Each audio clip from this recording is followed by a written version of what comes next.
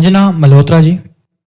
राधे राधे महाराज जी। महाराज जी, मैं जब रामायण पढ़ती हूँ तो राम जी के प्रति श्रद्धा हो जाती है, जब शिव पुराण पढ़ती हूँ तो शिव जी के प्रति, जब लड़की का ब्याह नहीं होता है तो जो फोटो देखती है उसको सब अच्छा लगता है लेकिन जब ब्याह हो जाता है और फिर सब फोटो उसको देखने की इच्छा भी नहीं होती यदि वो पतिव्रता होती। उत्तम के बस अस मन माही, सपनेवान पुरुष जगना है। अभी संबंध नहीं भगवान से हुआ इसलिए ऐसा है।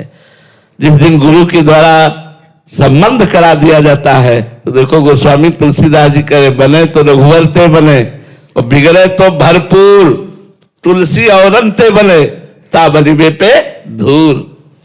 इष्ट प्रेम जागृत हो जाता है। हमारे यहाँ कहा जाता है, हमारे हरिवंश महाप्रभु ने कहा, रसना कटो जो अन रटो, निरख अन फुटो नैन, श्रवण फुटो जो अन सुनो श्री राधा जस बहन। मेरी आंख फूट जाए जो किशोरी जी के सिवा और कुछ देखूं, मेरी जबान कट जाए यदि राधा के सिवा कुछ बोलूं, मेरे कान फूट जाए जो प्रिया प्रीतम के यश के सिवा और कुछ सुनो। ये स्थिति आती है। फिर वो जैसे मीरा जी कह रहे, मेरे तो गिरधर गोपाल दूसरो न कोई, जाके सिर मोर मुकुट मेरो पति सोई। और जी, संसार में अधिकतर भक्तों की ऐसी स्थिति है कि मतलब शनि ग्रह पड़ा है तो शनि जी के पास, भूत प्रेत आ रहे तो हनुमान जी के पास। प्रेम थोड़ी है, प्रेम भक्ति का परिणाम प्रेम है। प्रेम ऐसा, प्रेम तो एक अनन्य होता है, प्रेम अनन्य होता है। ज्ञानी उद्धव जी उपदेश कर रहे हैं गोपियों को, थोड़ी देर सुनने के बाद कहा, उद्धव मन न भय 10-20, एक हुतो सो गयो श्याम पे। अब को आराधे इसे काहे को उपदेश कर रहे, यहां सब बेकार है, ना इन रहे हो हेमा ठौर। अब हृदय में जगत नहीं रह गई, नंद नंदन विराज वाले अब जगह नहीं रह गई। इतनी अनन्यता आ जाती है कि एक ब्रज लीला के प्रसंग है, समस्त गोपियों के साथ श्री जी के साथ लालजू है। अब श्री जी से प्रेममयी कुछ बात करनी थी तो आंखों ही आंखों में इशारा हुआ प्रिया प्रीतम का, लालजू का और किशोरी जू का, और लालजू अंतर्धान हो गए। ये ब्रज लीला के अंतर्गत की बात, निकुंज लीला की बात नहीं है। और जिस कुंज में श्री जी ने इशारा किया था उसी कुंज में पहुंच गए लालजू अंतर्ध्यान होकर। अब गोपियां भी ढूंढती हुई संयोग वसात उसी कुंज में पहुंच गई। तो लालजू ने देखा कि हमें तो एकांतिक वार्ता करनी थी श्री जी से और गोपियां आ गई, तो उन्होंने 2 भुजाएं और बढ़ा ली, चतुर्भुज हो गए। गोपियां नजदीक गई, प्रणाम किया, कहा, हे नारायण, हे हरि, आप हम पर कृपा करो और हमारे दुभुज मुरली मनोहर श्री कृष्ण में प्रेम बढ़े और मैं उनसे शीघ्र मिल पाऊं। और प्रणाम करके चल दिए, कोई वहां खड़ी नहीं रही। केवल 2 भुजा बढ़ा लिए तो रति ही नहीं रही, प्रणाम करके आशीर्वाद वगैरह चल दिए। ये बात आ जाती है जब अनन्यता आती है, प्रियता आती है, तो ये बात आ जाती है कि वही प्रभु केवल 2 भुजा बढ़ा लिए तो उनको प्रणाम करके आशीष मांग रही कि दुभुज मुरली मनोहर श्री कृष्ण में हमारी प्रीति हो। ऐसा कहते भगवान मुस्कुराए। प्रीति का स्वरूप गोस्वामी तुलसीदास जी वृंदावन आए तो जहां मंदिर के पट खुलते वहां ललित त्रिभंगी लालजू, बगल में प्रियाजू। गोस्वामी जी ने कहा, यार बात तो हमें कोई संशय नहीं है, खूब पता है कि जो सीताराम वही राधेश्याम, जो राधेश्याम वही सीताराम, लेकिन साष्टांग दंडवत करना चाहता हूं। साष्टांग दंडवत अपने इष्ट की ही होती है। तो देखो प्रभु, मुझे पता है कि आप ही हो, लेकिन तुलसी तभी दंडवत होगा जब ये मुरली की जगह सारंग धनुष हो और प्रिया की जगह सियाजू हो। तो भगवान तत्काल उसी क्षण रूप परिवर्तन हो गया सियाराम के रूप में। अपने जन के कारणे श्री श्याम भय रघुनाथ से पूरा दोहा आता है। अपने ही प्रभु को जीवन धन सर्वस्व समर्पित करने वाले गोस्वामी तुलसीदास जी ने कहा कि आप सिया राम रूप में, वही प्रभु राधे श्याम है, वही सिया राम है, बिल्कुल अंतर नहीं। लेकिन तुलसी मस्तक जब झुके धनुष बाण हो हाथ, ये मुरली हटाओ तो हटा दिया और सारंग धनुष धारण करके वही प्रभु से। तो प्रेमी भक्तों की एक अनन्यता होती है, उस अनन्यता में रस होता है, उसी रस का रसास्वादन प्रेमी अनन्य जन करते। एक होती साधारण भक्ति, सबकी पूजा करना, सबका आराधन करना, भले कोई चाह नहीं लेकिन सबकी। फिर धीरे धीरे उस पूजन के बाद वो फिर अनन्यता की तरफ उसका, जब गुरु कृपा होती तब अनन्यता की। ये सब जितने बड़े भक्त हुए सब अनन्य हुए हैं और भगवान को अनन्यता बहुत प्रिय है। जगह जगह अनन्यता की मांग करते हैं। अनन्य चिंतयन्तो माम अनन्य चेता सततम, अनन्यता की बात भगवान मांग रहे, मेरे अनन्य हो जाओ। तो गुरु का वरण करके किसी एक इष्ट में अनन्य हो जाओ तो बहुत जल्दी लाभ प्राप्त हो। गुरु का वरण हो गया महाराज जी, बहुत सारे शरणागत शिष्य हैं महाराज जी, अगर उनको कोई साढ़े साथी आता है या भूत प्रेत आ गया तो महाराज जी वो कहाँ जाए फिर, मतलब शनि ग्रह? तो हमारे स्वामी असमर्थ है क्या? जितने भी ग्रह नक्षत्र हैं ये हमारे श्री राम जी के या श्याम जी के सेवक है कि स्वामी है? अरे जानकी नाथ सहाय करे तब कौन बिगाड़ सके न तेरो, शुक्र शनिचर राहु केतु सब हुई हैं तेरे चेरो, जानकी नाथ सहाय करे। अपने यहाँ वर्णन है कि जो पे कृष्ण चरण मन अर्पित तो करी है का नवग्रह रंक। ये बेचारे गरीब नवग्रह क्या कर लेंगे यदि हरि हम पर प्रसन्न है, हरि का हम भजन कर रहे हैं। राम राम श्याम श्याम कहो, धर्म से चलो और वो सारे साथी भी होंगे तो तुम्हारा मंगल होगा। मंगल नहीं हो सकता। सीम की चाप सके को तासु, बड़ रखवार रमापति जासु। भगवान जिसके रक्षक है उसका कोई ग्रह नक्षत्र बिगाड़ नहीं सकता। और भगवान से विमुख हो तो चाहे जितने ग्रह नक्षत्र अनुकूल हो तुम्हारा मंगल नहीं हो सकता। भोग तुम्हें मिल जाएंगे लेकिन तुम दुर्गति को प्राप्त होगे। इसलिए हमें लगता है कि निषेध किसी का नहीं है, सब भगवान के ही स्वरूप है। जहां लगो अनन्य होके लगो। तो अब देखो मां काली पर पूर्ण भाव समर्पित कर दिया रामकृष्ण परमहंस जी ने, तो काली में ही कृष्ण का दर्शन कर रहे हैं, काली में ही राम का दर्शन कर रहे हैं। काली जहां हो वहां एक अनन्य हो जाओ, उनसे प्यार करो, उनकी सेवा करो, उनको चित्त दे दो तो बात बन जाए। अब आज यहाँ कल वहां परसों वहां, तो फिर वो एक दुकानदारी सी हुई, प्रेम तो हुआ नहीं, भक्ति का स्वरूप तो आया नहीं। ये तो भक्ति का स्वरूप नहीं। गोस्वामी तुलसीदास जी ने विनय पत्रिका में सबकी वंदना की है और सबसे क्या मांगा है? सिया राम जी के चरणों का प्रेम मांगा है। सबकी वंदना करो, सबको नमस्कार करो, लेकिन अपने इष्ट से प्रेम करो, अपने इष्ट का प्रेम मांगो। जैसे पतिव्रता पत्नी सास ससुर देवर नंद सबकी सेवा करती है, लेकिन उसका उद्देश्य होता है मेरे पति प्रसन्न हो। ऐसे हम चराचर जगत की सेवा करें और प्रसन्नता अपने इष्ट की माने और सब में अपने इष्ट भाव को देखें तो मंगल हो जाएगा। अनासक्ति जी कश्मीर से, राधे राधे महाराज जी। महाराज जी आपके चरणों में कोटि कोटि प्रणाम। महाराज जी मन बार बार आपकी कही बात याद दिलाता है कि कबीरा हंसना छोड़ दे, रोने से कर प्रीति। महाराज जी ऐसे में भगवान के लिए वो तड़पन रोना कैसे आए कि बस अब भगवान के बिना जिया नहीं जाए? श्री भगवान का नाम, श्री भगवान की पवित्र लीला कथा, श्री भगवान के परम प्रेमी संत जन, अगर इन तीन का सेवन हो तो बहुत जल्दी मन निर्मल हो जाएगा। मलिन मन में व्याकुलता होती है विषय भोगों की प्राप्ति की, और निर्मल मन में व्याकुलता होता है भगवत प्राप्ति की। इसलिए सबसे पहले हमें आवश्यक है मन को निर्मल करना, संकल्प विकल्प रहित करना, चित्त का संसार के चिंतन से रहित करना, बुद्धि का भोगों में सुख है ऐसे निश्चय से रहित करना, अहंकार का मैं देह हूं इस भाव से रहित करना। ये सब कठिन बातें हैं, लेकिन ये सहज हो जाएंगी यदि हमें संत समागम मिलता रहे।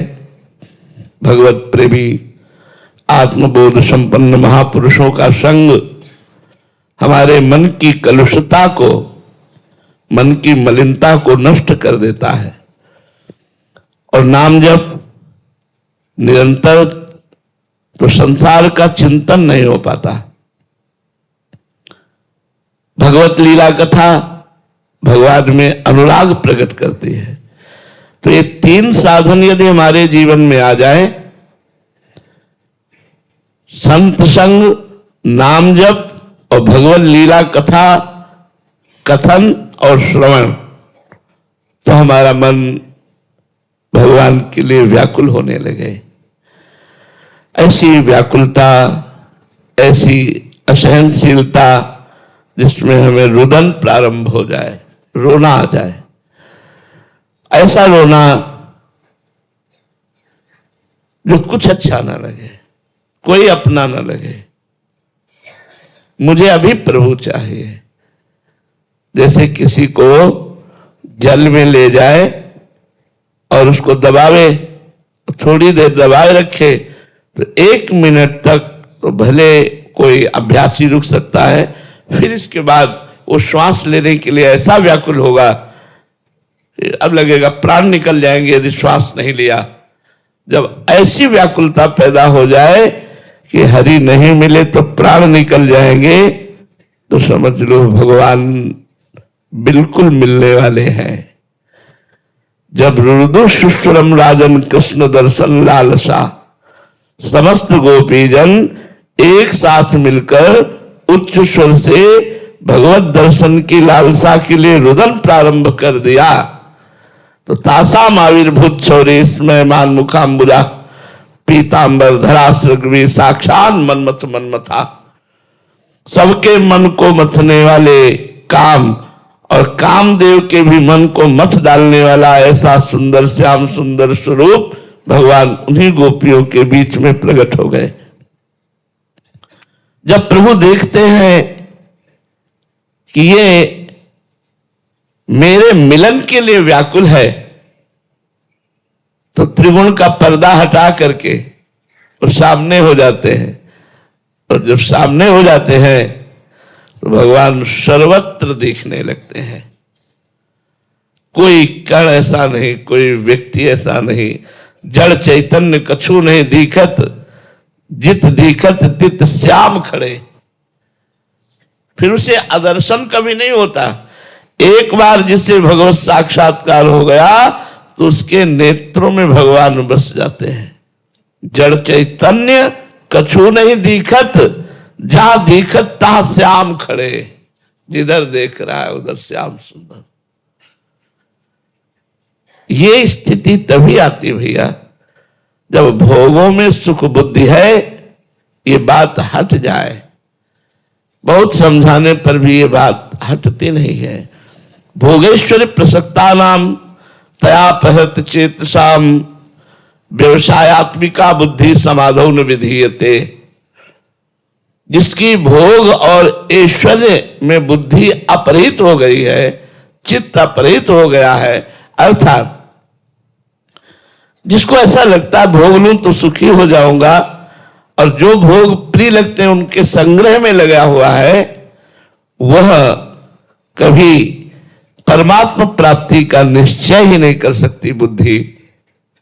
भोगेश्वरी प्रसक्ता नाम तयापहृत चेतसाम व्यवसायत्मिका बुद्धि समाधो न विधीयते।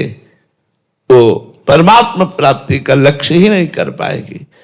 इसलिए नाम जप करो, भगवत प्रेमी आत्मबोध संपन्न संतों का संग करो, सबका संग न करो। संग करे तो बहुत समझ बूझ कर करे, नहीं तो समय बर्बाद होगा और हो सकता है हमारी बुद्धि भी भ्रष्ट हो जाए। कभी कभी संग के रूप में कुसंग भी हो जाता है। इसीलिए कहा गया है कि या तो बोधवान संपन्न महापुरुषों का संग, नहीं तो असंग। संगम तजेत मिथुन व्रति नाम मुमुक्षु सर्वात्मना न विसजेत बहिरिंद्रियाणि एकश्चरण दास चित्त मनंत से युंजीत तद्वृत्ति साधु चेत प्रसंग। सदैव मैथुन धर्म से युक्त प्राणियों का संग का त्याग कर दे।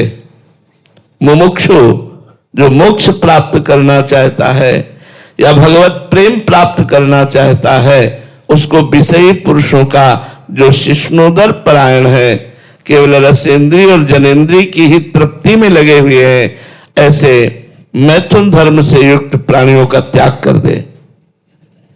संगम त्यजेत मिथुन व्रतिनाम मुमुक्षु सर्वात्मना न विसजेत बहिरेंद्रियाणि। अपनी इंद्रियों को शासन में रखे। कोई भी इंद्री छूट पा करके बहिर्मुख होकर के चिंतन न करने लगे। सर्वात्मना न विसजेत बहिरेंद्रियाणि। एक चरण अकेला रहे। अपने को केवल श्री भगवान का समझ करके मेरा कोई नहीं, मैं किसी का नहीं, मैं श्री भगवान का, श्री भगवान मेरे। एक चरण लास्ट चित्त मनन तेई से सबके हृदय में विराजमान परमात्मा का निरंतर चिंतन करे। जो सर्वात्म भाव से जगत का चिंतन करता है वो भजन ही माना जाता है, और भगवत विमुख चिंतन संसार का वो बंधन है।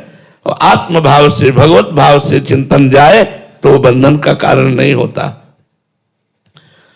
कह रहे संग करे तो तद व्रतेषु साधुषु चेत प्रसंग। जिनका व्रत है मोक्ष प्राप्त करना या भगवत प्रेम प्राप्त करना या भगवत विरह में तड़पना, ऐसे ही संतों का संग करे। तद व्रतेषु साधुषु चेत प्रसंग। उन्हीं का संग करे जो भगवान में निरंतर रमण कर रहे हैं या आत्मस्वरूप में रमण कर रहे हैं। तो निश्चित निश्चित साधु संग से ये स्थिति आ जाएगी। बिना साधु संग के ये स्थिति आने वाली नहीं। रहो गणित तत्तपसा नयाति न चेजया न निरूपणाद ग्रहाद्वा न छंदसा नैव जलाग्नि सूर्यो बिना महत्पाद रजोभिषेकम। हे रहुगण, ये जो तुम्हें आत्मज्ञान हम प्रदान कर रहे हैं, ये जल सूर्य अग्नि गृहस्थ धर्म की उपासना से नहीं प्राप्त हो सकता। यज्ञ आदि तीर्थाटन आदि से, शास्त्रों के स्वाध्याय मात्र से नहीं प्राप्त हो सकता। ये महापुरुषों की चरण रज का सेवन करने से प्राप्त होता है। जो भगवत प्राप्त ब्रह्मबोध संपन्न महापुरुष हैं, उनके चरणों के आश्रित होकर उनकी आज्ञा का पालन करना ही उनकी चरण रज का सेवन करना है।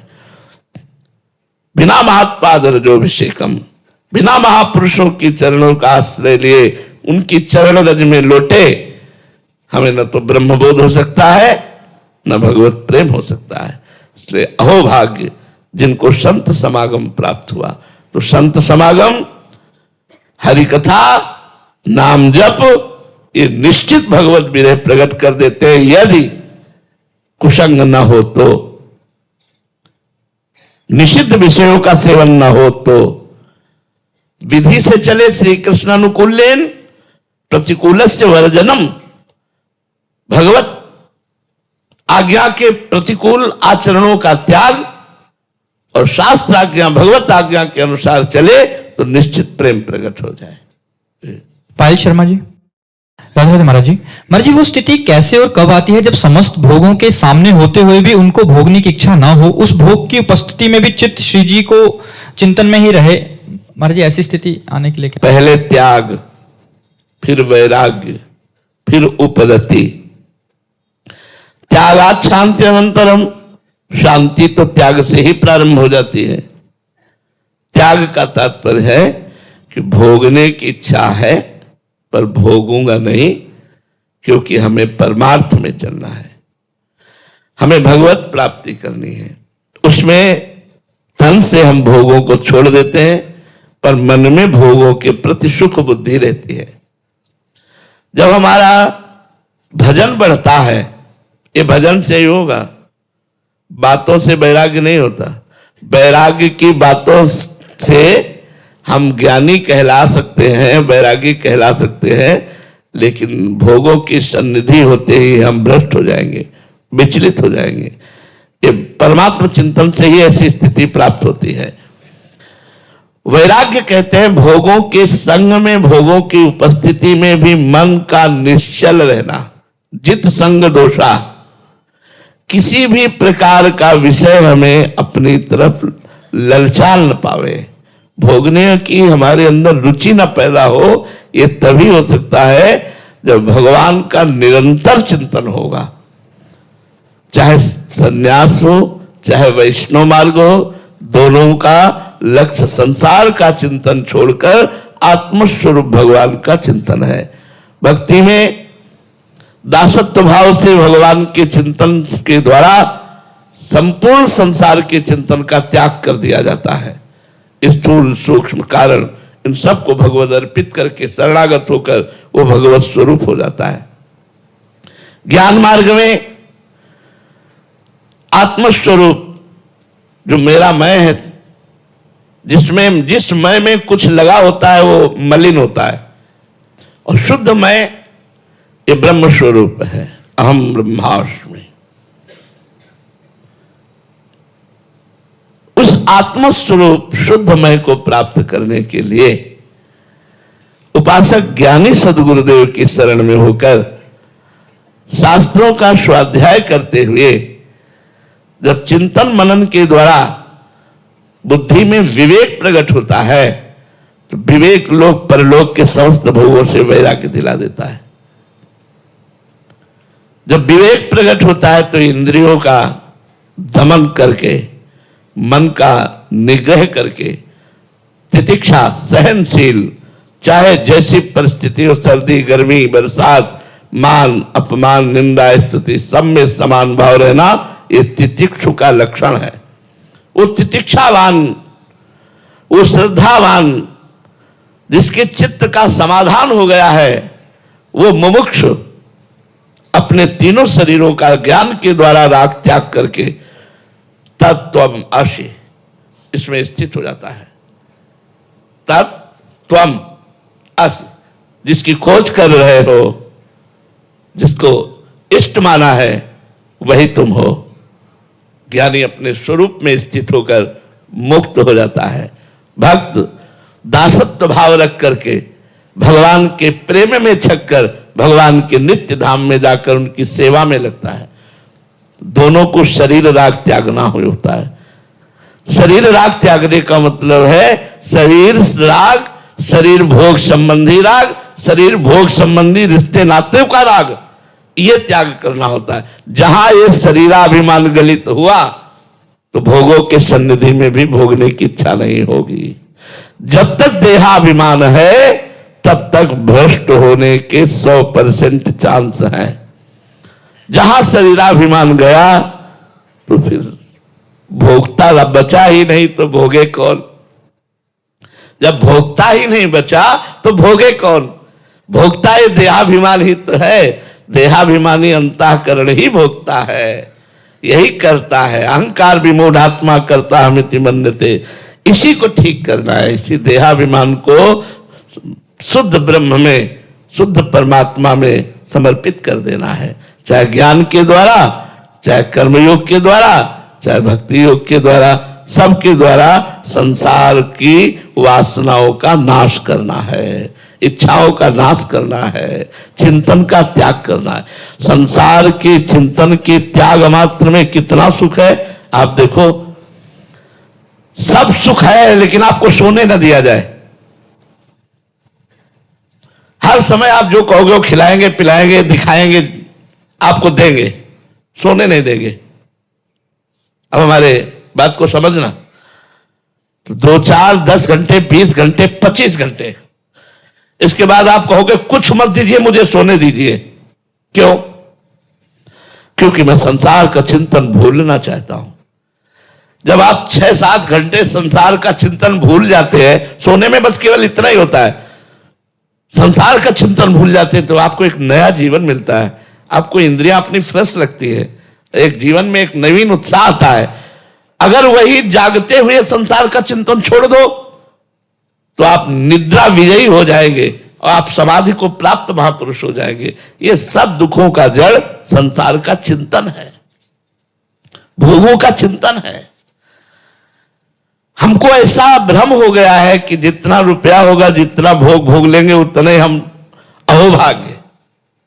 लेकिन दुर्भाग्य, जितना भोगों का त्याग कर सकोगे, जितना भगवान का चिंतन करोगे, उतने तुम्हारे सौभाग्य। ये बात कहां समझ में आती है? कोई विवेकवान ही समझ पाता है कि भगवान में सुख है, आत्मानंद है, हम उस आत्मानंद को प्राप्त करें। देखो कई हमारे सामने प्रमाण आ चुके। उन्होंने कहा, खूब सोने चांदी के आभूषणों से सुसज्जित थी, उन्होंने कहा मेरे पास सब कुछ है जो संसार का चाहिए, लेकिन मैं खुश नहीं हूं। खुश इसलिए नहीं हो कि मन को जो चाहिए वो नहीं मिला।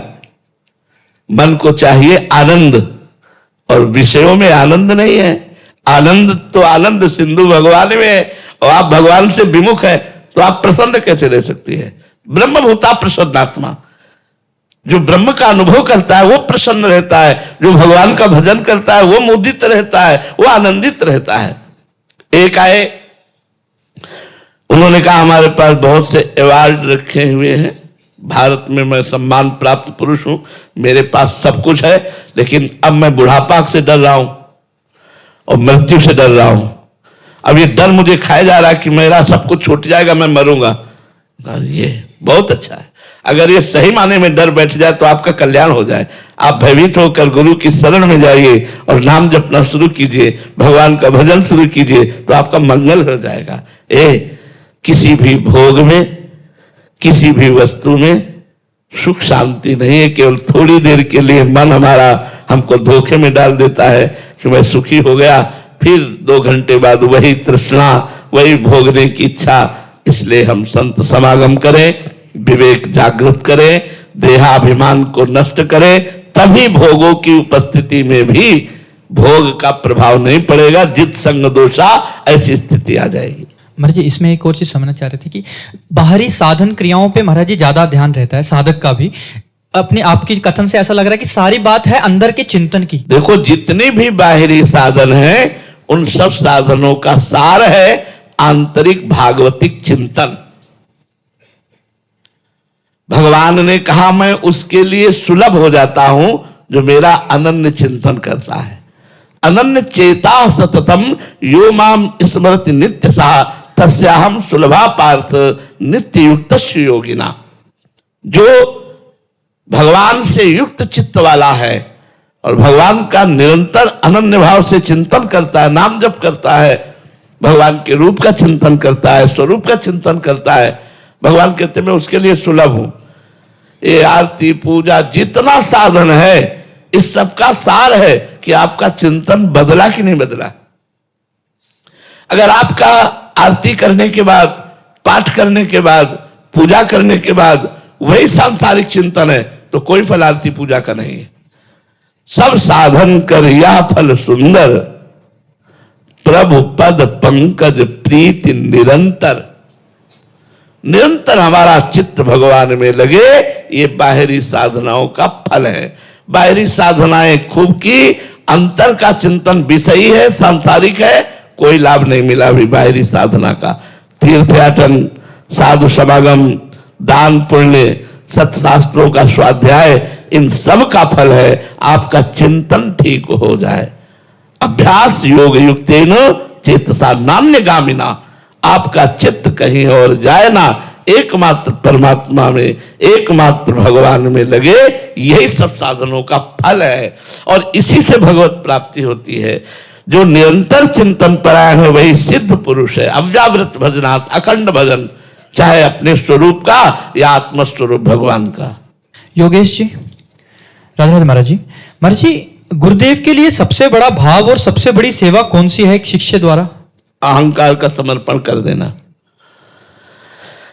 गुरुदेव की प्रसन्नता होती है जब देखते हैं मेरे अधीन है। अहंकार का समर्पण करना। अब जो ही कहे करें हम सोई, आयस लिए चले निज दासी, मन क्रम वचन त्रिशुद्ध सकल मत, हम श्रीहित हरिवंश उपासी। मन से, वचन से, कर्म से अपने गुरु के अधीन हो जाना ही गुरु की प्रसन्नता है। ये रबड़ी, रसगुल्ला, बाहरी सेव संतरा, रुपया पैसा, कपड़ा लत्ता, इसको तो गुरु तुम्हारी प्रसन्नता के लिए स्वीकार करते हैं, गुरु की इच्छा का विषय नहीं है, गुरु की प्रसन्नता का विषय नहीं। गुरु की प्रसन्नता का विषय है अपने अहम को समर्पित कर देना। अब जैसा चाहो वैसे, जो आज्ञा हुई तत्काल उसी आज्ञा पर तत्पर। अहंकार का समर्पण हो जाना, प्रश्न तभी होता है जब अहंकार होता है। यार हमारे गुरु ने तो ऐसा कह दिया। अब हम दूसरे संतों से पूछते हैं कि ऐसा कहना चाहिए गुरु जी को कि नहीं कहना चाहिए, ऐसा करना चाहिए गुरु जी को। हमारे गुरु जी हैं, उन्होंने नाम मंत्र रूपी अपना जीवन हमको दे दिया, अब हम अपना जीवन उनको देते हैं। वो कहते खड़े रहो तो खड़े रहो, चलो गेट के बाहर चलो, चलो गेट के बाहर चले। एक बार श्री स्वामी नारदानंद सरस्वती जी महाराज नैमिषारण्य सत्संग कर रहे थे, तो विवेकानंद जी उनके शिष्य थे। विवेकानंद वो स्वामी जी के सामने बढ़िया कपड़ा पहन करके आए, तो देखा स्वामी जी ने, स्वामी जी ने कहा जाओ गौशाला से गोबर टोकरी में भर के लाओ, और एक शिष्य को कहा जितना गोबर गीला कर दो जाके, यहां खड़े हो सत्संग में, यहां खड़े हो। अब वो गोबर और टप टप गोबर सब कपड़ों में वैसे खड़े,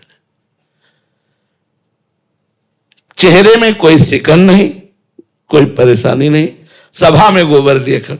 गुरु अहंकार को रौंदता है, गुरु देहाभिमान को रौंदता है, अहंकार को रौंदते हैं, देहाभिमान को, देह भाव को रौंदते हैं। अब ये बात शिष्य जो समर्पित नहीं है वो समझ नहीं पाता, और गुरु द्रोह कर बैठता है, गुरु आज्ञा का उल्लंघन कर बैठता है, और वो फिर मंत्र तो मिल ही गया, अब क्या गुरु जी से मतलब, चल देता है, वो कभी सिद्ध नहीं हो सकता। गुरु सेवा तज करे जबान, यह अधर्म यह सबहान कान नरस कर्म में। जिसने गुरु की आज्ञा का उल्लंघन कर दिया तो चाहे जितनी बड़ी से वो साधना करे वो कभी सिद्ध नहीं हो सकता, क्योंकि सिद्धि तो गुरु कृपा से प्राप्त होती है। ध्यान मूलम गुरु मूर्ति, पूजा मूलम गुरु पदम, मंत्र मूलम गुरु वाक्यम, मोक्ष मूलम गुरु कृपा। मोक्ष का मूल क्या है? बोले गुरु का प्रसन्न हो जाना। तो गुरु कब प्रसन्न होते हैं? जब अहंकार रहित होते हैं। एक बार समर्थ गुरु श्री स्वामी रामदास जी महाराज जी की सेवा में जो शिष्य रहते थे, एक शिष्य से बहुत प्रेम करते थे, तो और शिष्यों को ईर्ष्या हुई, तो स्वामी जी के पास जाके निवेदन किया कि आप एक को ही बुलाते हो, एक का ही नाम लेते हो, एक से ही आदेश करते हो, हम लोग भी तो है महाराज जी, कभी हमको भी अवसर दीजिए, ऐसा प्रेम क्यों करते हो उनसे और हमसे भेद करके, हम भी तो आपके शिष्य हैं। तो समर्थ ही होते हैं, कुछ नहीं बोले, बोले जाओ सबको बुलाएंगे, किसी दिन सेवा होगी बुलाएंगे, जाओ। दूसरे दिन बुलाया, बोले सबको बुलाओ, सब आए। जांग में पट्टी बंधी हुई थी, कहा बेटा बहुत बड़ा फोड़ा रात्रि भर में हो गया, बहुत पीला दे रहा है, और हमने देखा है पट्टी खोल के उसमें मवाद भी बन गया है।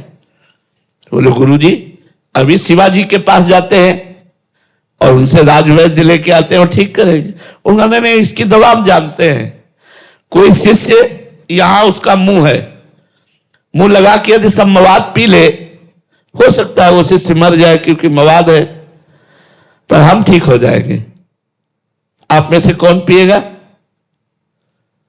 आप लोग चुप हो गए, आप लोग तो अब चुप हो गए सब कि मर जाएंगे मवाद पीना।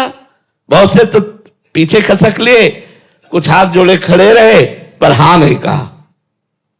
और वो सेवा में लगे हुए थे जिनके विरोध में सब शिष्य शिकायत की थी, आवाज लगाई, बेटा, हाँ गुरुदेव, सेवा में थे, छोड़ के आगे, जी ये मवाद बन गया है फोड़े में, अगर इसको तुम पी लोगे तो हो सकता है तुम मर जाओ, लेकिन हम ठीक हो जाएंगे। बोले गुरु जी तुरंत बताओ कहां से पीना है? बोले यहां से पीना है। मुंह लगाया, पूरा पी गए। बोले गुरु जी रोज ऐसा पीने को मिले तो बहुत आनंद आया, इतना मीठा था, इतना स्वादिष्ट था। तब उन समर्थ गुरु ने पट्टी खोली और दिखाया तो कलमी आम बांधे हुए थे परीक्षा के लिए कलमी आम बांध लिया था। तो सब शिष्यों से कहा, देखा, इसलिए इसको प्रेम करता हूं, जो अपने प्राणों को समर्पित करके, देह भाव का त्याग करके गुरु की शरण में है कि गुरु जी ठीक हो जाए, हमारे प्राण निकल जाए, कोई बात नहीं, गुरु जी को दर्द ना हो। यह समर्पण गुरु प्रसन्नता का हेतु होता है। गुरु को प्रसन्न वही कर सकता है, सच्चे गुरु को, जो अहंकार रहित है, दैन्य है, मन वचन कर्म से गुरु को समर्पित है, तन मन प्राण गुरु पर बलिहार। ऐसे शिष्य बहुत कम होते हैं, वो ऐसे शिष्य ही जगत गुरु हुआ करते हैं। जो अपने गुरुदेव के ऐसे शिष्य होते हैं वही जगत का कल्याण करने वाले गुरुदेव बनते हैं जाकर। जो शिष्य नहीं बना वो गुरुदेव क्या बन सकता है? जो शिष्य सच्चा है वही जगत गुरु बनता है, वही जगत का कल्याण करता है। तो अहंकार देह भाव को गुरु के चरणों में समर्पित कर देने से गुरु को सबसे बड़ी प्रसन्नता होती है। राधिका शरण दास जी, राधे राधे महाराज जी। महाराज जी, भगवत कृपा तथा श्री सदगुरुदेव भगवान की करुणा कृपा से सभी जिज्ञासाओं का समाधान हो रहा है महाराज जी। महाराज जी, एक छोटा सा प्रश्न है कि प्राय सभी संत महापुरुषों के जीवन में देखा जाता है कि उनका कोई भी प्रारब्ध शेष नहीं था, किंतु उन्हें अनेक लोगों के द्वारा कष्ट दिया गया। क्रियामान करने वाले व्यक्ति को आगे पीछे उस कर्म को भोगना ही पड़ेगा, किंतु उन संत ने अपने किस प्रारब्ध का फल भोगा? या रास्ते रघुनाथ कर बेग न जाने कोई, जो जाने रघुपति कृपा तो सपने मोह न होए। सिद्ध पुरुष और भगवान में कोई अंतर नहीं है। ब्रह्मविद ब्रह्मे भवति, तो फिर भगवान स्वयं लीला करके अवतार लेकर दिखाया कि 14 वर्ष का वनवास रूपी भयानक कष्ट सहना, जानकी जी का वियोग होना, जानकी जी को अशोक वाटिका में विरहाग्नि में चलना, कितना उनको ताप है भगवान से दूर रहने का। कृष्णावतार में गोपी जनों से लेकर द्वारिका लीला तक आप देख लीजिए भगवान की लीला। अंतिम पधार रहे हैं तो उनके चरणों में बाण मारा जा रहा है। तो भगवान की लीला जैसे ऐसे सिद्ध पुरुषों की लीला। सिद्ध पुरुषों के प्रारब्ध नहीं होते, उनके तीनों कर्म भस्म हो जाते हैं, संचित, क्रियमाण और प्रारब्ध, क्योंकि शरीर भाव से ऊपर उठे होते हैं महापुरुष। हाँ, जब नहीं समझ में आता तब कह देते हैं कि प्रारब्ध भोग तो भोगना पड़ता है बड़े बड़े महापुरुषों को। तो जो भगवान को प्राप्त हो गए उनका कोई भी शेष कर्म नहीं बचता, न प्रारब्ध न क्रियमाण। बड़े बड़े सिद्ध महापुरुषों को बहुत कष्ट वाली लीलाएं देखी गई जिसमें हमारी मति काम नहीं करती। जहां लिखा है एक बार राम कहे तो सारे पाप नष्ट हो जाते हैं, वो परम पवित्र हो जाता है। एक बार कृष्ण कहे, एक बार राधा कहे, एक बार परमात्मा का स्मरण करे, वहां जो रात दिन परमात्मा के स्मरण में है और इतना भयानक कष्ट। चाहे आप बड़े महापुरुषों को किसी को देखो, पूज्यपाद सिउड़िया बाबा जी महाराज निरंतर ब्रह्माकार वृत्ति, मूर्तिमान ब्रह्म, चलते फिरते अगर ब्रह्म के दर्शन तो पूज्यपाद उड़िया बाबा थे।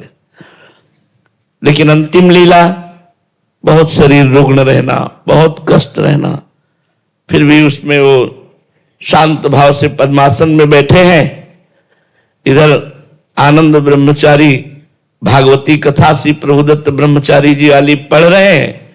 इधर एक आता है और वो कहता है मैं चमर करूंगा, मना कर देते हैं निज सेवक लोग, नहीं, बस वो जाता है और गड़ासा उठा के लाता है और ऐसे महापुरुष के ऊपर 6 गड़ासे, ऐसे 6 इंच गड़ासा घुस जाता, फव्वारे खून के निकल पड़ते हैं।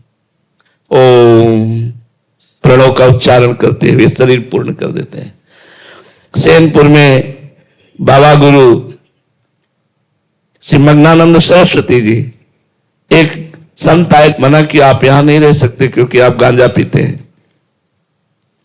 बाबा सरकार ने कहा नहीं, रहने दो इनको, तो उनकी आज्ञा को कोई टाला नहीं।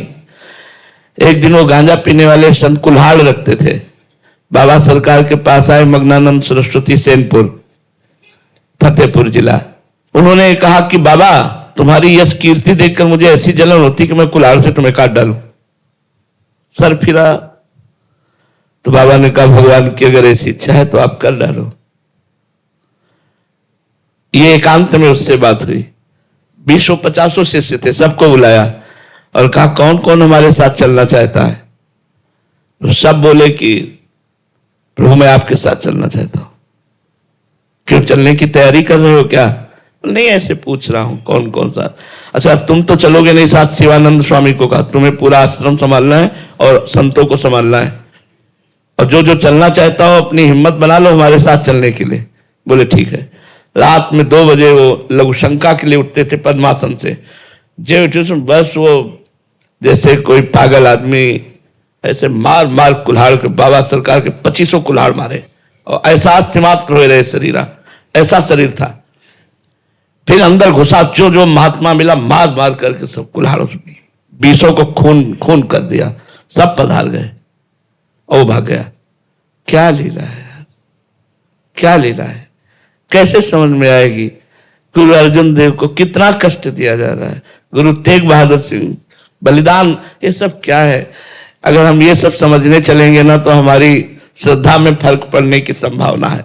वृंदावन में घनानंद स्वामी जैसे बड़े महापुरुष, जब ये औरंगजेब आया और इसने मंदिरों को और सब संतों को, तो जो लताएं हरी भरी झूम रही थी उनको उजाड़ रहे थे, तो इन संतों ने गर्दन रख दी कि पहले मेरी गर्दन काटो फिर लता काटने देंगे वृंदावन की। वृंदावन की लता प्रिया प्रिया प्रिया की प्रिय है, प्रिया प्रीतम स्वरूप है। उन्होंने गर्दन काट दी। जब वृंदावन दास चाचा को बहुत बुरा लगा, प्रिया प्रीतम से कहा आप कहां थे? ऐसे निष्ठावान महापुरुषों के जब गले काटे जा रहे थे। तो ये बाहरी जो लीला है ये कुछ ऐसी है कि इसका विवरण व्याख्या नहीं की जा सकती है। भगवान का क्या प्रारब्ध, वो लीला करते हैं, वो दिखाते हैं कि मनुष्य लोक में अगर हम भी आते हैं तो हमको भी विपत्तियां और कष्ट सहना पड़ता है। नहीं, भगवान का क्या प्रारब्ध, जो कालातीत है, त्रिगुणातीत है, द्वंद्वातीत है, उनका भी कोई प्रारब्ध होता है क्या? ऐसे ही जो ब्रह्म प्राप्त महापुरुष है, जो भगवत प्राप्त महापुरुष है, वो कालातीत है, त्रिगुणातीत है, उनको कोई कर्म बंधन कष्ट दे सकता है क्या? पर उनके भी शरीरों में बड़ी लीलाएं विचित्र देखी जाती है। इसलिए ये भगवान का रहस्य है, वो ही जाने। अब हमारी तो बुद्धि इसमें काम नहीं करती, क्योंकि सन्मुख होए जीव में जब ही जन्म कोटि अग्नाश होता है, करोड़ों जन्मों के पाप नष्ट कर देता हूं। फिर कौन सा पाप बचा महाराज जो इन संतों को भोगना पड़ता है, बड़े बड़े संतों को? तो ये लीला है भगवान की। हम मानते हैं कि अपने संतों के साथ भगवान ये प्रतिकूलता रूपी लीला करके जगत को दिखाते हैं कि ऐसी भी परिस्थिति में हमारे भक्त की स्थिति क्या होती है, हमारे संत की स्थिति क्या होती है। ये एक बार पूज्यपाद उड़िया बाबा का बड़ा यश हो रहा था, तो कुछ जो वास्तविक साधुता को प्राप्त नहीं है और संत वेश में है, उनको जलन हुई। वैसे दूसरे की यश कीर्ति सुनकर खुशी होनी चाहिए, पर जिनके हृदय में द्वेष होता है, हृदय मलिन होता है, उनको जलन होती है प्रशंसा सुनकर। तो एक आदमी को अच्छी मुद्राएं दी और कहा प्रवचन जब कर रहे हो तो ऐसे प्रणाम मुद्रा में जाना और चाकू साथ रखना और उनकी नाक काट लेना, उड़िया बाबा की। ऐसे महापुरुष के वो ऐसा ही किया। प्रवचन हो रहा था भरी सभा में, तो ऐसी मुद्रा में आया कि लोग समझे प्रणाम करने जा रहे हैं। वह तुरंत चाकू निकाली और मारी, तो इतने सतर्क वो सेवादार खड़े थे, तुरंत हाथ में पकड़ ले, लेकिन पकड़ते पकड़ते चावल भर चाकू नाक में धंस गई थी। तुरंत उसको तुम बाबा ने कहा नहीं, और उसको गले से ऐसे लगाया और अपनी गुफा में ले गए। कहा मीठा दूध करके लाओ, गरम गरम मीठा दूध पिलाया और बोले भैया हमसे कोई गलती हुई क्या कि आप मारने आए थे? वो रो पड़ा। बोले बाबा हम गरीब आदमी, हमें पैसे का लोभ दिया गया कि बस इतना तुम कर दो, इतना रुपया दे देंगे। तो बाबा कुछ रुपया मिल चुका है, कुछ मिलेगा, इस लोभ से हमने ऐसा किया। बाबा ने कहा इसको कुछ रुपए दो। कहां से आए भैया? तो उनका हाथरस से। बोले जाओ इसको हाथरस की गाड़ी में बैठा लो और मेरी शपथ है कोई इसे कुछ बोलेगा नहीं। ऐसे निर्मल संतों के साथ ऐसा व्यवहार कौन सा कर्म है भैया? जो ब्रह्म प्राप्त हो गए उनको कौन सा कर्म बांध? जो भगवत साक्षात्कार किए हुए संत हैं, जो भगवान के नाम में रात दिन लगे हुए, इतना कष्ट तो किसी पापी को भी नहीं देखा जाता जैसा महात्माओं को कष्ट दिया गया। आरे से चिरवा रहे हैं आराम आराम से, बीच में खड़े करके चांदनी चौक में आरे से चिरवा। ये क्या है? हमारी तो बुद्धि काम नहीं करती। बस इतनी बात समझ में आती है कि जोई जोई प्यारो करे सोई मोहि भावे, तेरा किया मीठा लागे। बस यही बात दोहरा सकते हैं और तो कुछ नहीं बोल सकते। तेरा किया, ये नहीं कहा कर्म का मैं भोग रहा हूं। गुरु अर्जुन देव जी के वचन थे तेरा किया मीठा लगे। तेरा किया हुआ है ना, इसलिए मुझे मीठा लग रहा है। तो वो जोई जोई प्यारो करे सोई मोहि भावे। अब प्यारे ऐसा क्यों करते हैं अब पता नहीं, उनकी लीला वो जाने। बकाया संतों को दर्शन मात्र से पाप नष्ट हो जाते हैं। फिर उन संतों में कौन सा पाप बचा? जिनके स्पर्श और संभाषण से पाप नष्ट हो जाते हैं, जिनके स्पर्श और संभाषण से भगवत प्राप्ति हो जाती है, उन संतों में कौन सा पाप बचा, ये तो मुझे समझ में नहीं आता। ये भगवान ही जाने, आगे कभी समझ में आएगा तो बता देंगे। अभी तो इतने समझ में आता है जैसे भगवान की लीला, ऐसे भगवत प्राप्त महापुरुष की लीला। वो कर्म बंधन से मुक्त महापुरुष होते हैं। जो शुभ अशुभ का भोग होता है वो कर्म बंधन युक्त प्राणियों को, अज्ञानियों को होता है, जीवन मुक्त महापुरुषों को नहीं होता। फिर जब कोई इस बात समझ में नहीं आती तब ये आता है कि जीवन मुक्त महापुरुषों को भी प्रारब्ध भोगना पड़ता है। तो जैसे भगवान की लीला, हम तो ऐसे सिद्ध महापुरुषों की लीला मानते हैं, प्रारब्ध प्रारब्ध नहीं मानते हैं। वो चाहे तो किसी का भी प्रारब्ध नष्ट कर दे, उनके ऊपर क्या प्रारब्ध। ऐसे ऐसे सिद्ध महापुरुषों को बड़े कष्ट पाने पड़े, लोगों ने जहर खिला दिया, लोगों ने मारा पीटा, क्या क्या नहीं किया। ऐसे कितने उदाहरण हमारे स्वयं जानकारी में है। यह ढूढ़ी घाट कानपुर, ढूढ़ी घाट गंगा किनारे है।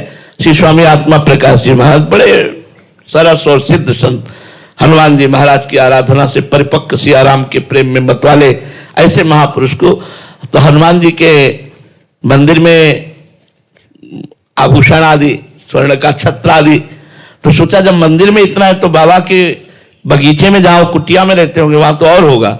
तो रात्रि में बाउंड्री फांद करके लोग गए और लाठियों से मारा। और वृद्ध संत सुबह जब वो नहीं निकले रामबाग से दर्शन के लिए, हजारों लोग खड़े थे, तो रामबाग का गेट तोड़ा गया और अंदर जब गए तो महाराज जी करा रहे थे। बड़े बड़े अधिकारी उनके चरणों में झुकते थे। उन्होंने कहा बस नाम बता दीजिए। उन्होंने कहा हमारा ही कोई कर्म हमको दंड दिया है, हम किसका नाम बताएं। कुछ नहीं बोले, नहीं बताया। ऐसे महापुरुषों का आप क्या इस पर व्याख्या करें, क्या व्याख्या करें इस पर। अब हर समय ऐसी स्थिति में रहते परमानंद स्वामी बक्सर गंगा किनारे। अब चूंकि गंगा किनारे अधिक है इसलिए उदाहरण गंगा किनारे वाले ही है। स्वामी सत्संगानंद जी के शिष्य, कि उनको होश ही नहीं रहता कि मैं वस्त्र पहने हूं कि नहीं, दिगंबर ही निकल पड़ते नंग धड़ंगे से। तब जब समाज में वो पहुंचते और वार्ता करते तब उनकी दृष्टि जाती, तो अपने शिष्यों कहते यार थोड़ा तो वह लंगोटी पहना देते। ऐसी स्थिति के महापुरुष को उन्हीं के शिष्य ने जहर दिया। तो मुझे तो समझ में नहीं आता, मुझे तो भगवान की केवल लीला समझ में आती है। ऐसे सिद्ध महापुरुषों का क्या प्रारब्ध, जो भगवान को प्राप्त हो गए हैं, वो तीनों बंधनों से मुक्त है। संचित, क्रियमाण, प्रारब्ध, सबसे वो मुक्त महापुरुष है। बस फिर ये कहता हूं कि जब बात समझ में नहीं आती तो ये कहना पड़ता है कि शरीर की रचना का प्रारब्ध था वही भोगना पड़ा, अन्यथा महापुरुषों का क्या। कई महापुरुष तो दूसरों का प्रारब्ध ले लेते हैं और स्वयं भोगते हैं। अपने निज जनों का, शिष्यों का देखा कि भारी विपत्ति में दुख आने वाला है, उनको समझने भी नहीं दिया, उनका प्रारब्ध स्वयं ले लिया और भोग लिया। ऐसा भी देखा गया है। बकाया महापुरुषों की लीला और भगवान की लीला अनिर्वचनीय है। नेति नेति वेद कहते हैं, तो हम क्या वर्णन कर सकते हैं। किरण बालाजी गुरुग्राम से, राधा राधा महाराज जी। महाराज जी, प्रेम और मोह में क्या अंतर है? मोह शरीर को लेकर है, शरीर के संबंधियों को लेकर है, इंद्रियों के भोगों को लेकर के है। और प्रेम आत्मस्वरूप श्री भगवान को लेकर है। आत्मरति, कृष्णरति, रामरति, इसे प्रेम कहते हैं। जो सच्चिदानंद से है उसे प्रेम कहते हैं। जो त्रिगुण माया के द्वारा रचित आसक्ति है उसे मोह कहते हैं, काम कहते हैं, राग कहते हैं। ये मोह अज्ञान जनित है। शरीर को मैं मानकर इंद्रियों के द्वारा भोगे जाने वाले भोगों में सुख बुद्धि, यही मोह है। मोह मूल बहुशूल प्रद त्यागहु तम अभिमान, भजहु राम रघुनायक कृपा सिंधु भगवान। जो कृपा सिंधु भगवान का भजन करते हैं उन्हें प्रेमी कहते हैं। जो ब्रह्मबोध संपन्न महापुरुष हैं वो आत्माराम आत्मरति में रहते, आत्म प्रेम में। जो भक्त हैं वो कृष्ण या राम प्रेम, शिव प्रेम में रहते हैं। जो मोही हैं वो शरीर प्रेम में रहते हैं। उनको शरीर राग सब सुखद दिखाई देता है कि हमारा शरीर स्वस्थ रहे और शब्द स्पर्श रूप रस गंध इंद्रियों का मैं भोग करता रहूं। अगर वो भक्ति भी करते हैं तो यही मांगते हैं, इंद्रियों के भोग की अनुकूलता, मन के भोगों की अनुकूलता, मन के अनुकूल परिस्थिति। वो भगवान से प्रेम नहीं करते। प्रेमी वही है जो भगवान से प्रेम करता है, मोही वही है जो भगवत विमुख है, अज्ञान युक्त है, शरीराभिमानी है, भोगायुक्त है।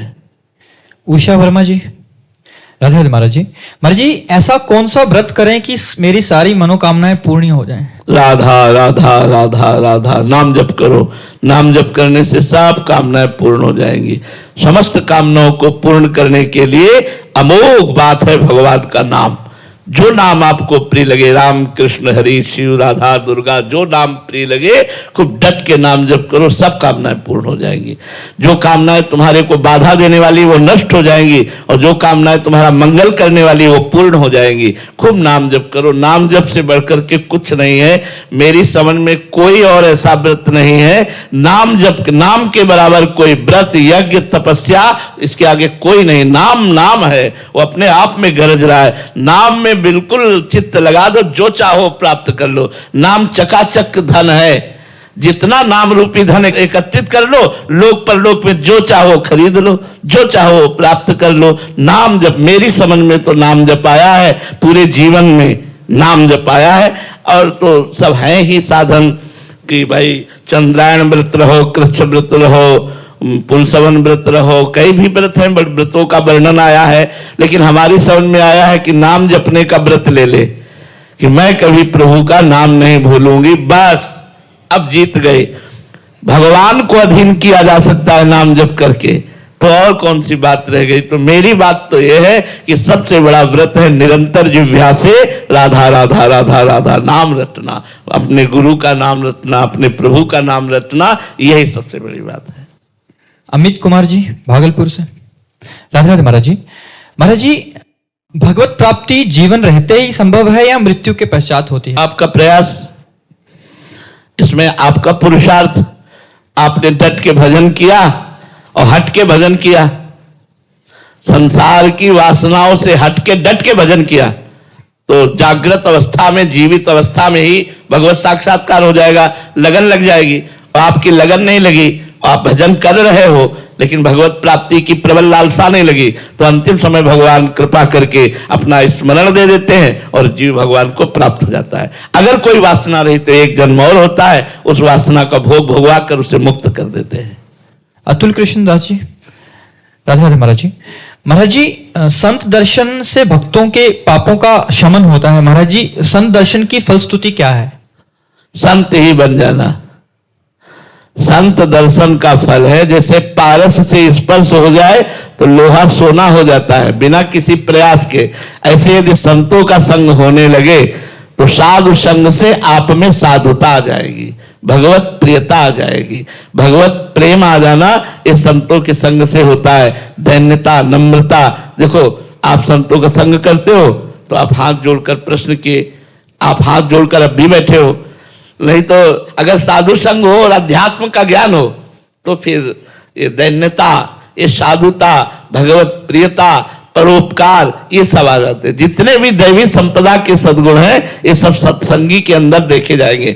जो जितना साधु संग करेगा वो अलग पहचाना जाएगा समाज में कि ये साधु संगी है। तो साधु संग का सही फल है भगवान से प्रीति होकर स्वयं साधु बन जाना। साधु बन जाने का मतलब भेद से नहीं है, हृदय साधु हो जाना। आपके अंदर संतत्व के लक्षण आ जाए, आपके अंदर साधुता आ जाए, ऐसा।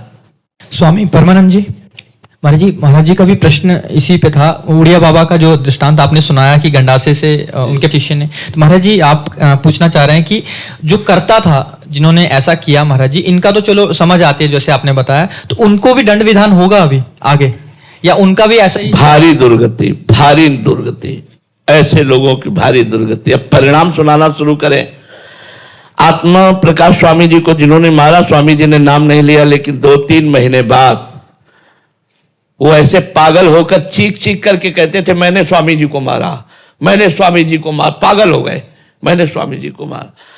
परमानंद स्वामी जी को जिसने जहर दिया, जगदीश्वरानंद शिष्य था, ऐसे आंख पलक बनना बंद हो गई, पूरे शरीर में जैसे पानी लगने के बाद मिट्टी सूख जाती तो पपड़ी पड़ जाती है, ऐसे पपड़ी, और जहां उंगली रखो वहां मवाद। वो चिल्ला चिल्ला के कहता मैंने गुरुजी को विष दिया इसलिए मेरी दुर्दशा हो रही, मुझे बचा लो। कौन बचाए, सड़ के मरा। जब वहां सैनपुर में थे तब खबर आई कि मरा, जगदीश्वरानंद मर गया। अरे संत का अपराध करने वाला, संत को दुख देने वाला, संत द्रोही, गुरु द्रोही कभी चैन से जी सकता है? अरे उनका विनाश निश्चित, घोर नरकों की प्राप्ति, और पता नहीं कितने कल्प के बाद उनको अवसर मिलेगा उद्धार का। नरकों में भूंजे जाते हैं ऐसे लोग, प्रेत योनि को प्राप्त होते हैं, दुख में योनियों को प्राप्त होते हैं। संतों को मारना पीटना ये सब। अब आप बताओ, पाल घर में दिन का समय मान लो संध्या है, सैकड़ों लोग गांव के लोग हो, वो बबल शेर तो नहीं था ना, क्यों खा जाएगा सबको, साधु वेश था। अगर तुम्हें लगता है बच्चा चोर है, तुम्हें लगता है ये ठीक नहीं है, तो फिर अगर दंड विधान लायक लगते हैं तो सरकार को सौंप दीजिए। बिल्कुल निरपराध संतों को दौड़ा दौड़ा के मार डाला। क्या अपराध था उन संत का? कोई कहते बच्चा चोर है तो तुम मान लोगे? अरे उनको हम कह रहे बैठा लो, पूरी रात उनकी जानकारी करो, जहां से आए हैं वहां से जानकारी करो। ऐसे कैसे मार डाला? दौड़ा दौड़ा के जिंदा मार डाला उनको। ये क्या है? इस विषय पर जाने पर हृदय दुखी हो जाता है।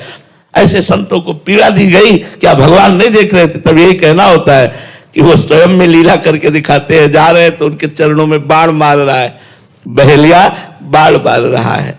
एक परब्रह्म परमात्मा की अंतर ध्यान लीला इस तरह से हो रही जगदीश्वर द्वारिकाधीश की कि उनके दाहिने चरण पर बाण मार रहा है और भगवान पर। तो ये भगवान की लीला ही है। बकाया हम इतना जरूर कहेंगे कि अगर प्राकृतिक माया के बस संतों से गलती भी बन जाए तो उन्हें क्षमा ही करना चाहिए, उनको दंड नहीं देना चाहिए, उनका तिरस्कार नहीं करना चाहिए, उनका अपमान नहीं करना चाहिए। वो भगवत स्वरूप है, कोई मायाकृत लीला बन भी जाए तो नमस्कार ही करना चाहिए। महाराज जी, अभी साधारण जीव कोटि में आते हैं, ये तो महापुरुषों की बात होगी। तो महाराज जी, उसमें अगर कोई हमें आक्रमण कर रहा है, दुर्व्यवहार कर रहा है, या ऐसा हमारे साथ प्रतिकूलता का व्यवहार कर रहा है, तो इसमें कर्ता का क्या दोष महाराज जी? उसको दंड विधान वो हमारे ही विधान से आया है क्या? उसका विधान में जैसे कर्म से प्रेरित होकर के आप हमसे, हमारा कर्म आपको प्रेरित कर रहा है कि आप हमें मारो, हमारा प्रारब्ध है, तो आप विवेक के द्वारा रोक सकते हैं उसे। अगर नहीं रोके तो आप क्रियमाण के कर्ता भी बन गए, उसका तो प्रारब्ध भोग हो गया, आपका क्रियमाण बन गया, आपको दुर्गति भोगनी पड़ेगी। विवेक के द्वारा आए हुए वेग को रोका जा सकता है।